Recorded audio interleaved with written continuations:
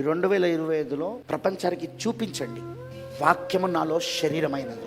ఎందుకంటే బైబిల్ అంటుంది, యేసుక్రీస్తు అన్నాడు ఇద్దరాకుల్లో వచ్చినప్పుడు నేనే లోకానికి వెలుగన్నాడు. ఎట్లా వెలుగు? ప్రవక్త అంటున్నాడు వాక్యం ఆయనలో శరీరమైనది. ఆ తర్వాత ఆయన మీరు లోకానికి వెలుగై ఉన్నారు. మనం ఎలా వెలుగు కాగలం? ఆయన వాక్యము మనలో శరీరం కావాలి.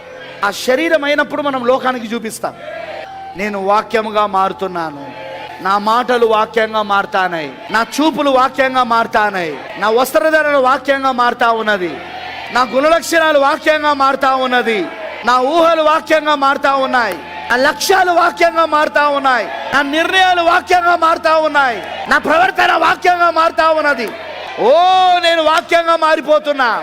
ఆ చేంజ్ని, ఆ మార్పుని ఎవరు గమనించాలో తెలుసా? నీ కుటుంబస్తులు గమనించాలి, నీ బంధువులు గమనించాలి, నీ స్నేహితులు గమనించాలి, నువ్వు పనిచేసే చోట గమనించాలి.